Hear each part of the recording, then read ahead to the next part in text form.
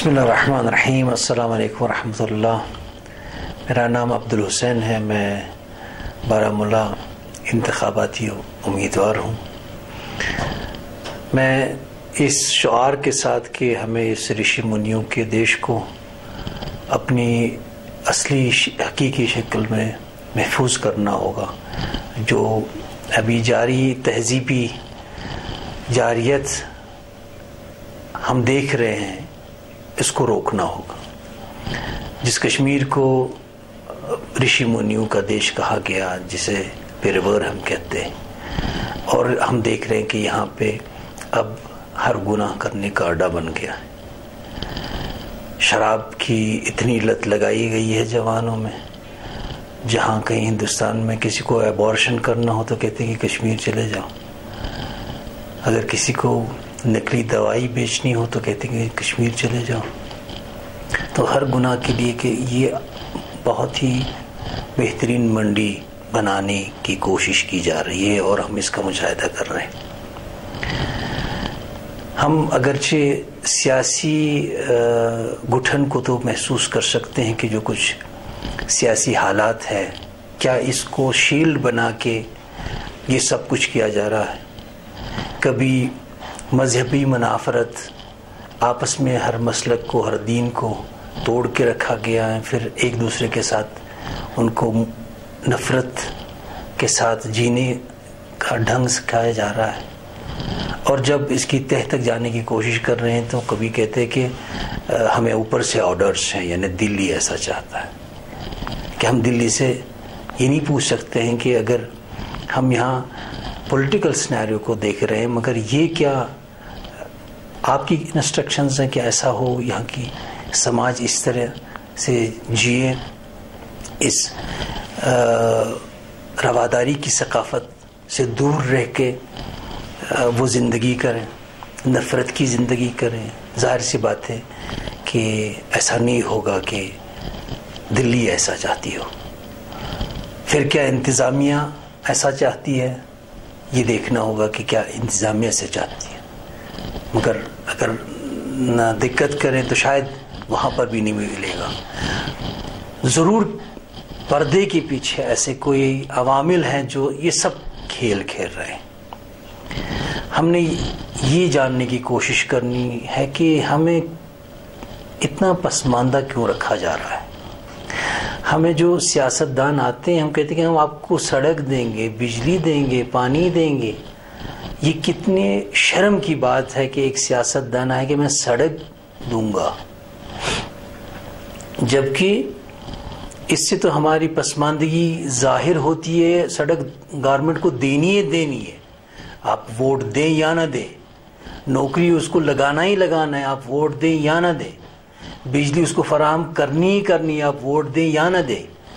اس پہ سیاست کرنا کتنی شرم کی بات ہے۔ جبکہ ہمارے لیے سوال یہ ہونا چاہیے کہ ہندوستان جب تقسیم ہوا بدقسمتی سے، پاکستان بنا، آج وہ ایک طاقت بن کے ابھرا ہے، اور پاکستان تقسیم ہوا بدقسمتی سے، بنگلہ دیش بنا، آج وہ طاقت بن کے ابھرا ہے۔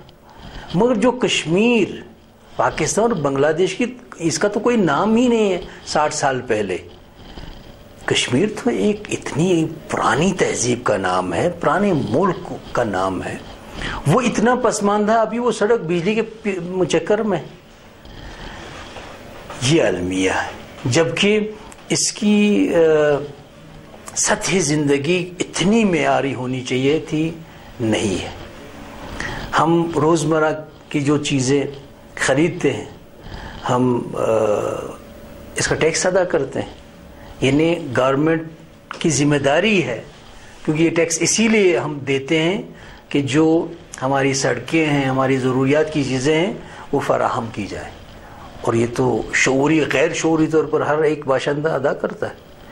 اگر ہر محلے میں اگر آپ 1000 کی آبادی لیں تو کم سے کم 1 روپیہ تو وہ روزانہ ٹیکس تو ادا کرتا ہے۔ یعنی یہ 1000 والی آبادی جب 1000 روزانہ گورنمنٹ کے لیے پے کر رہا ہے، اس کے مقابلے 500 کی سروس دے رہا ہے۔ اگر گورنمنٹ دعویٰ کر رہا ہے کہ میں اتنا بجٹ دے رہا ہوں تو پھر جاتا کہاں ہے؟ تو ایسے مسائل ہیں، یا جو کشمیر کی اپنی ایک خصوصی حیثیت ہے، جسے کہ ہندوستان کا آئین بھی قبول کرتا ہے، ہمارا ایک اپنا قومی جھنڈا ہے، لال پرچم جس پہ سفید 3 لکیریں ہیں، اور ایک ملک میں 2 قومی پرچم، یہ بجائے خود اپنی دلیل بیان کر رہا ہے۔ اس پہ ہم ایسی بات کریں گے کہ بھئی ہم آئین ہند کو قبول نہیں کریں گے۔ کیسے آپ آئین ہند کو قبول نہیں کریں گے؟ کیا ہم اسکولوں میں نہیں پڑھتے ہیں؟ ہمارے بچے جب اسکول میں جائیں گے وہ کس سیلیبس کے مطابق کتابیں پڑھتے ہیں؟ آئین ہند کے مطابق۔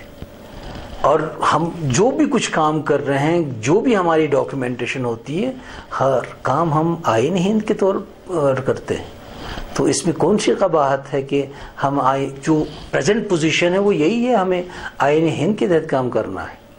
مگر آئین ہند اگر ہمیں وہاں ان کو جواب دہ بنانا ہوگا کہ آپ ایسے تاریخی ملک کو اپنے انتظام و انصرام میں رکھے ہوئے ہیں، اس کی یہ بدبختی آپ نے مقدر کیوں بنائی ہے، وہ ضرور جواب دیں گے۔ اور یہ کہہ کے کہ بھئی ہم ہندوستان کا قسم کھا کے وہ نہیں، یہ اپنے اس اقتدار کے لیے، یہ بھی ایک سیاسی تہذیبی جاریت ہے، غلط باتوں کی پرچار کی جا رہی ہے جو حقیقت سے بعید ہے۔ بھئی جب ہم قسم کھاتے ہیں آئین ہند میں ہم ہندوستان کی سالمیت کی، مگر وہ کون سا مسلمان جو کسی ملک کی سالمیت کے لیے دعا نہ کرے؟ مسلمان صرف ایک ملک کے خلاف ہے، وہ اسرائیل ہے، اس کے لیے زبان سے بھی دعائیں بد کر دیتا ہے اور دل سے بھی اور عمل سے بھی کوشش کر رہا ہے۔ جس طرح ہندوستان کی سالمیت کے لیے دعا کریں گے، اسی طرح پاکستان کی، اسی امریکہ، وہ ایران ہو، وہ سعودی عرب ہو، چائنا ہو، ہر دنیا کا ہر ملک اس کے لیے مسلمان دعا دیتا ہے۔ یہ کیسی ثقافت ہے کہ ہم وہ بات کریں کہ جو ہماری تہذیب کے خلاف، جو ہمیں ہمارے دین اقدار نہیں سمجھاتے ہیں، سکھاتے ہیں۔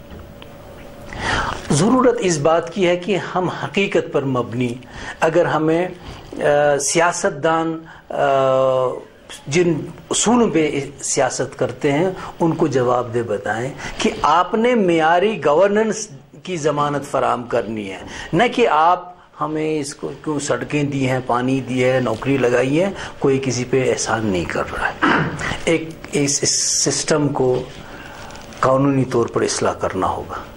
اگر آپ کو میرے باتوں میں کسی حد تک صداقت نظر آتی ہے اور یہ سوال آپ کو اپنے سوالات نظر آ رہے ہیں، تو آپ میرے انتخابات نشان بلیک بورڈ جو اسکول میں ہم ٹیچر کے سامنے دیکھتے ہیں، اور اسی طرح جس طرح میں ٹیچر اپنے بلیک بورڈ پہ یہ اس حقیقت کا درس پڑھاتا ہے، اور یہ درس پڑھنا ہم نے شروع کرنا ہے کہ ہم قانونی دائرے میں اپنے حقوق مانگیں گے اور اپنے حقوق کی جنگ لڑیں گے، کبھی بھی قانون اپنے ہاتھ میں نہیں لیں گے۔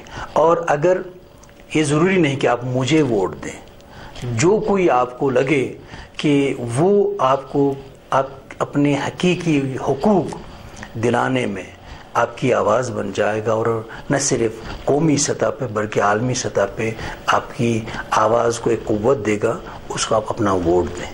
اور اگر میری بات میں آپ کسی حد تک صداقت دیکھتے ہیں تو میں امید کرتا ہوں کہ آپ اس تخت سیاہ پر ووٹ ڈال کے مجھے اپنی تائید دیں، تاکہ آپ کی تائید کے ساتھ میں ہندوستان کے سامنے یہ سارے سوالات آپ کے رکھوں، تاکہ ہمیں وہ اب سارے حقوق مل جائیں جنہیں ضائع کیا گیا ہے۔